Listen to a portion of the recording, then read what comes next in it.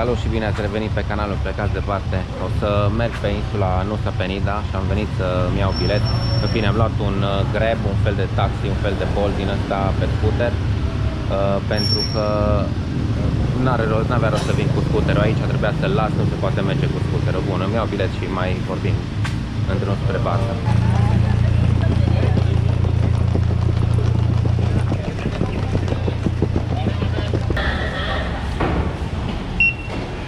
Casi. Portul ăsta de aici din Sanuri ca un aeroport super aranjat.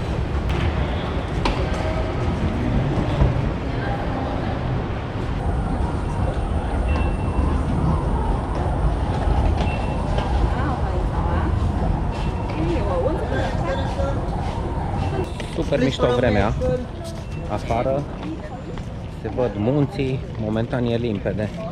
Așa să vă zic, dimineața de vreme 7:30, ceva de genul ăsta, bine un pic trecut. Planul meu era să vin să prind o barcă la 8:30, deci se pare că am prins și mai devreme. Am luat un Gojek, un taxi din ăsta pe scooter, că pe Nusa Penida nu se poate trece cu scooter sau cu mașină. Și atunci o să închiriez de acolo un scooter dacă e să mă mișc un pic. Și da, totul de curs ca uns. Știam dinainte care e prețul, am intrat direct într-o firmă unde mi-a plăcut prețul și cum au discutat. Mi-am cumpărat din start biletul și am și venit la port. Deci tura asta totul a decurs ca uns. Și la firma de fastboat m-am întâlnit cu 4 români. Ce coincidență.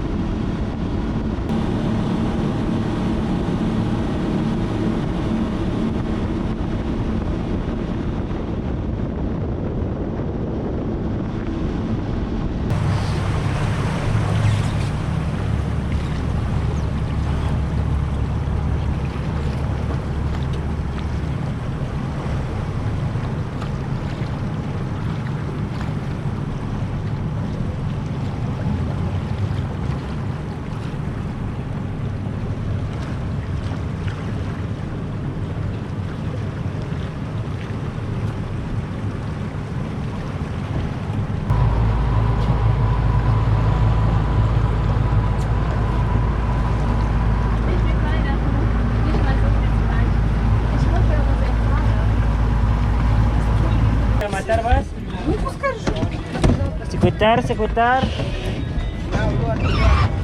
Man.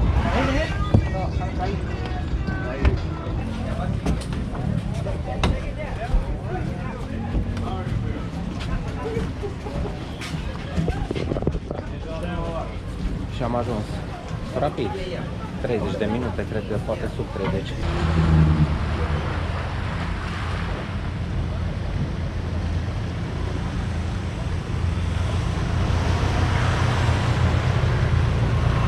Bun, acum singurul lucru pe care trebuie să-l mai fac e să beau o cafea. Oricum cazarea e mult mai târziu pe la amiază, adică ora de check-in. Caut un loc de cafea, poate închiriez un scooter. Vedem, vă țin la curent.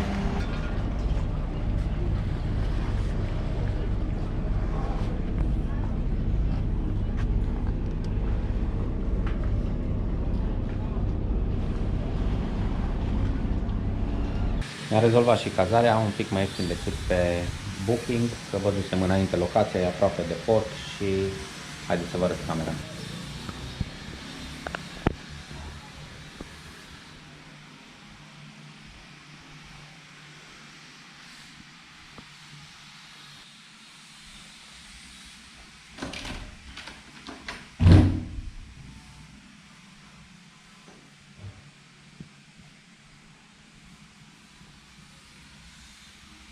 Cameră simplă, ieftină, exact ce mă interesa. Ieftină 150.000 pe noapte, deci aproape 10 euro pe noapte. Am rezolvat și cu scooterul, mi-am închiriat un scooter, o coajă de scooter, ce să mai zic, că nu are importanță așa mare. Oricum sunt multe drumuri, insula e mică, nu trebuie un scooter să mă ține foarte mult. Prețul a fost ok, 60.000 pe zi. Și am venit într-un loc în care putem să ne uităm puțin la port. După care să vedem, trebuie să mă gândesc un pic în ce ordine și în ce direcție urmează să explorăm insula. Hai să vă arăt locația asta, care e mișto.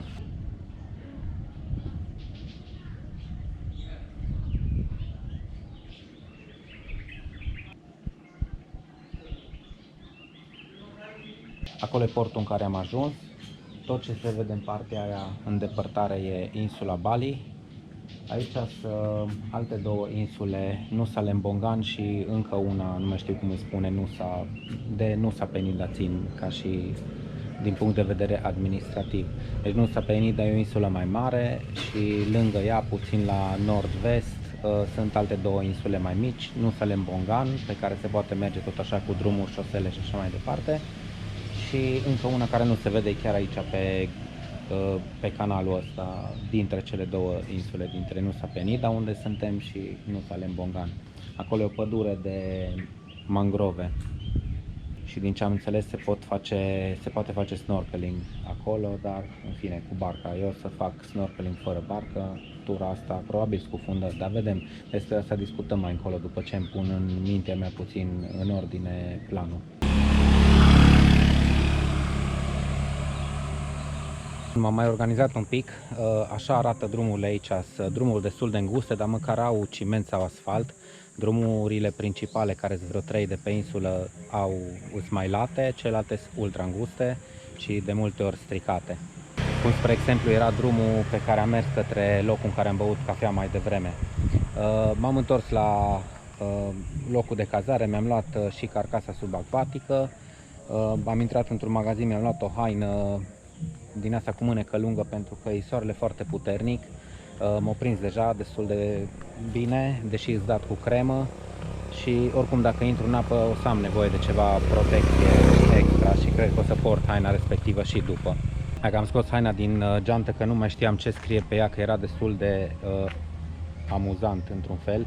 Prioritize your happiness first, adică prioritizează-ți fericirea ta prima dată. Asta scrie pe haine, deci aproape că mi se potrivește.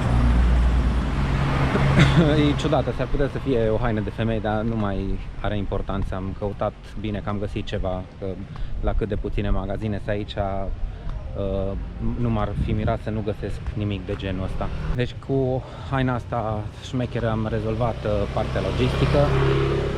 și mergem să vedem Crystal Bay, un golf destul de celebru pe aici și cu puțin noroc o să fac și niște snorkeling acolo.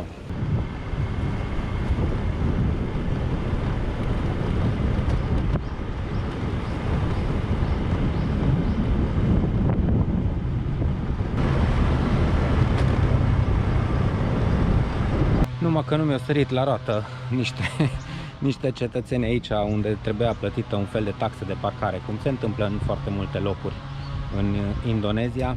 5.000 de rupi ar fi fost, i-am zis că am numai 4, așa scurt, din 3 mișcări și m-au lăsat. Și am ajuns la Crystal Bay.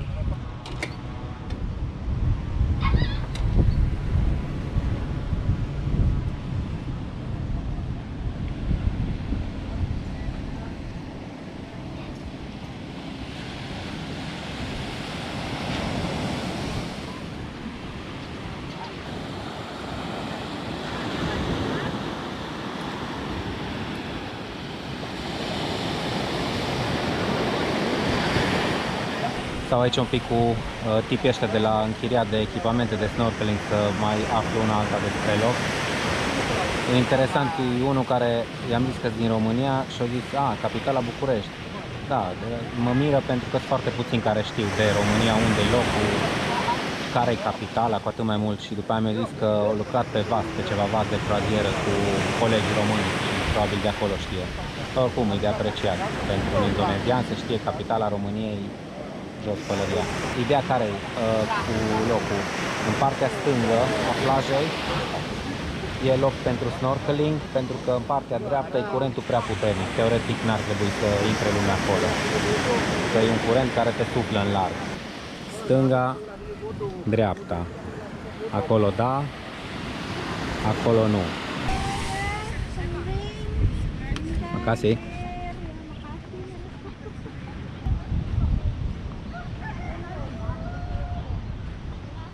Asta cred că e gura de vărsare a râului, care acum, fix în momentul ăsta, nu se întâlnește cu marea. Probabil când e marea e mai înaltă, ce știu. Sau când se adună multă apă. Sau pur și simplu intră în nisip.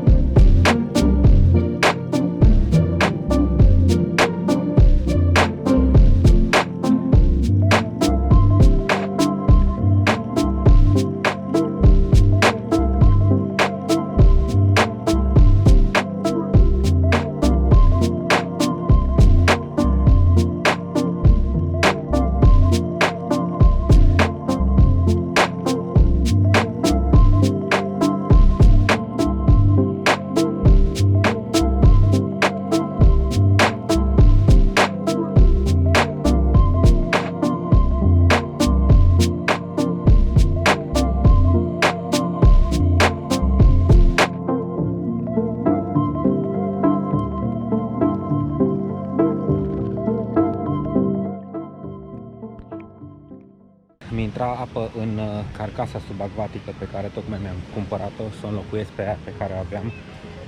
Dar a venit din start stricată, se pare că, dacă nu prea am noroc cu filmatul subacvatic.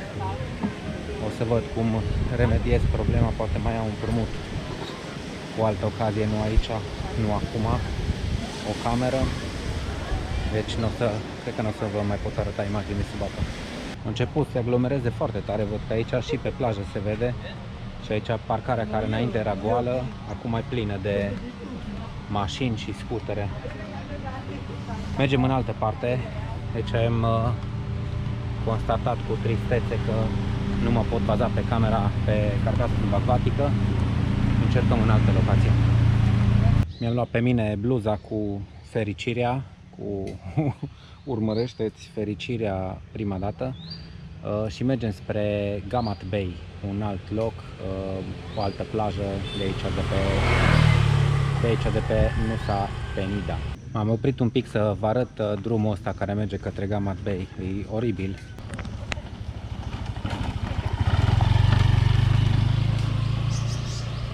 E ca la noi un drum de țară, multe gropi, pietriș, pământ, bălți dacă plouă, dar de la asfalt mai este doar 1 kilometru, nu ne grăbim nicăieri, mergem mai departe.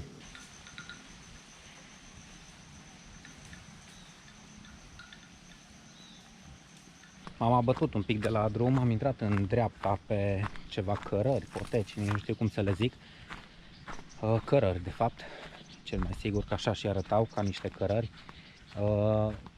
unde părea o zonă mai deschisă și cred că o să putem vedea puțin de sus, nu știu dacă... nu, vedem celelalte insule, Ceningan îi spune, că nu știam mai devreme cum îi spune la cea din mijloc, Nusa Ceningan și Nusa Lembongan în depărtare.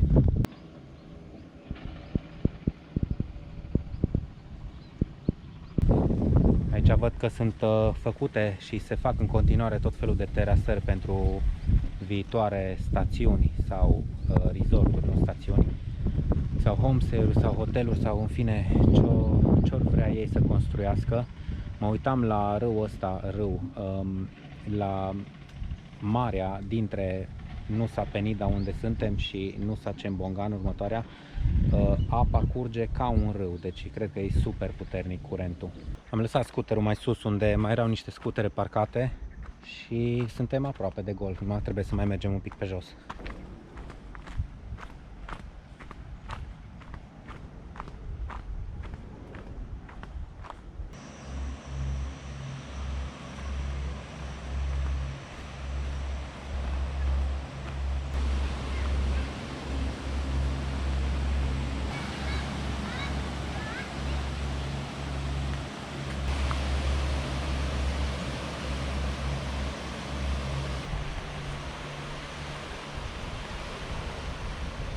Asta e plaja din câte văd. Nu pare nu știu ce, dar măcar e foarte izolată. Accesul e greu sau în fine pentru cei care să mai comozi e dificil. Dar hai să vedem un pic. Poate fac și o băiță.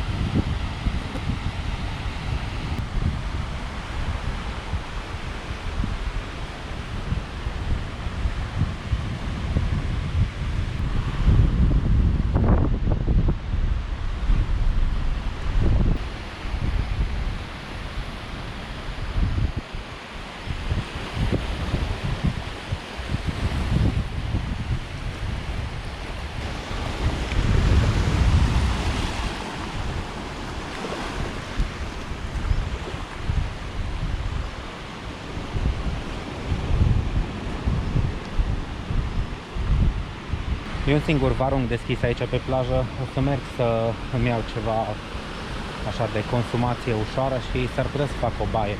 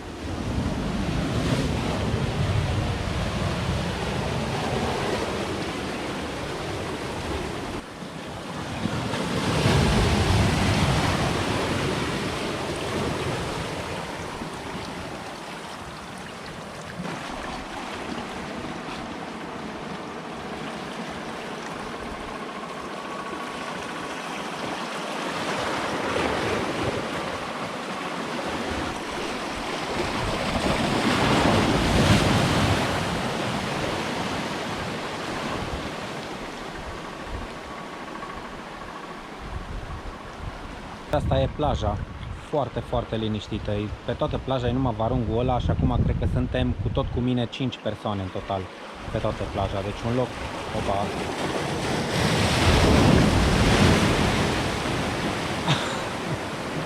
Ăsta m-a udat un pic, hai că mă retrag.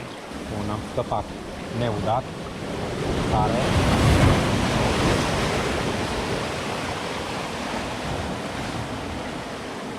Eram pe o piatră și am zis mai bine să sar înapoi. Opa.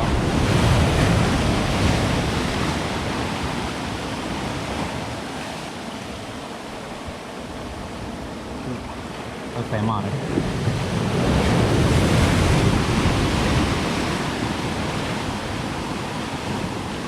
Am zis mai bine să sar înapoi, să nu mă măture jos de pe piatra respectivă. Nu e adâncă apa, dar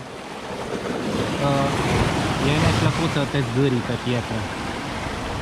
Bine. Hai să mergem și în partea cealaltă. Să vedem restul plajei. Aici cred că e un loc bun de venit dacă vrei să dormi de amiază. Repet, e foarte, foarte liniștită. Citisem înainte pe review-uri, dacă le putem spune așa, pe Google Maps, despre ea, că e liniștită, dar nu mă așteptam să fie chiar așa de liniștită.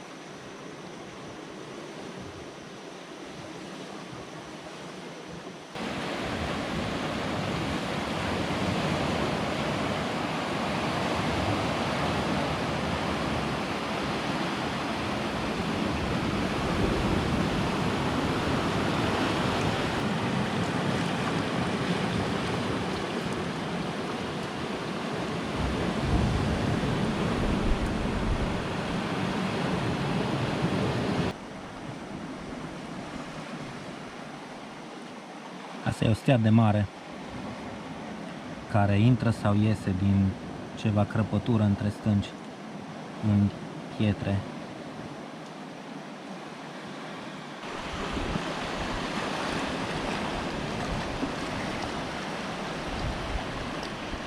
Apa dapat pak? Ikan? Ikan. Boleh lihatnya? Iya, boleh.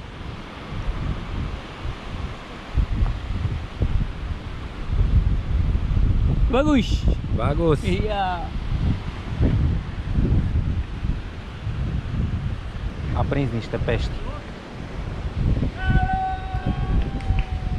Filmez cu fața spre soare ca să vedeți ceva, să nu vedeți doar o umbră care vorbește. Asta a fost plaja de la Gamat Bay, de pe Nusa Penida. Acum o să merg la o cafenea, care e undeva într-un punct de belvedere, un punct panoramic, aici în apropiere, deci nu am mult de mers, pentru că mai este vreo oră și ceva până la apus.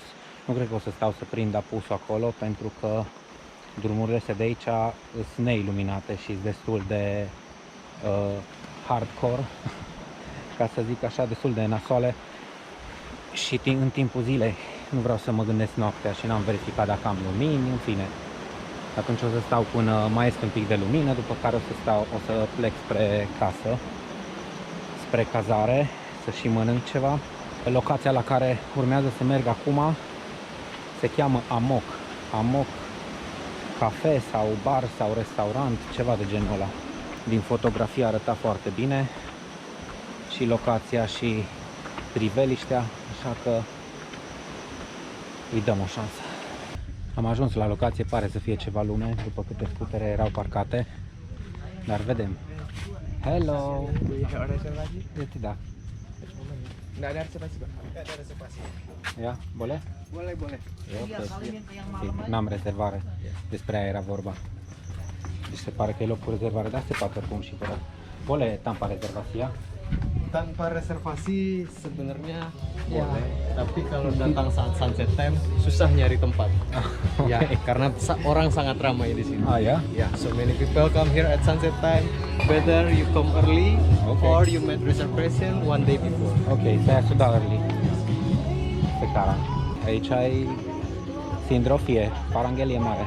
Hello boss. Welcome to Amok Sunset. Iya, makasih.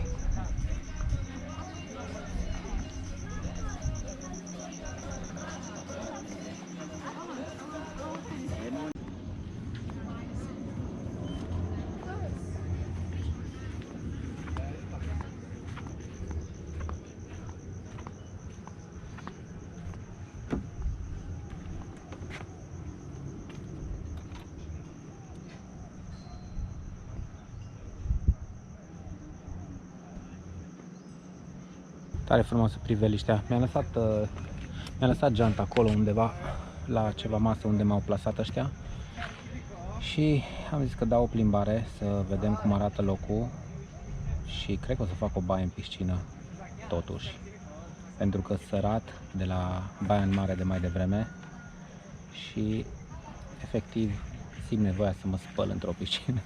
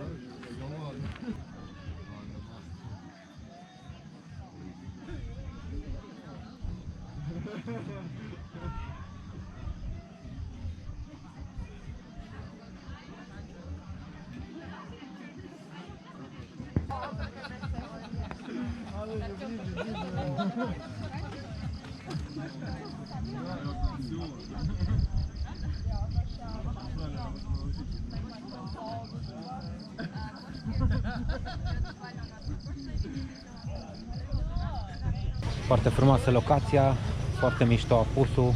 Cred că o să mai vin aici și în altă seară. E chiar ok. Dar am un pic de drum până acasă. Nu știu cu lumina cum stau, deci aici ne luăm la revedere. Aveți grijă de voi, toate cele bune. Ciao.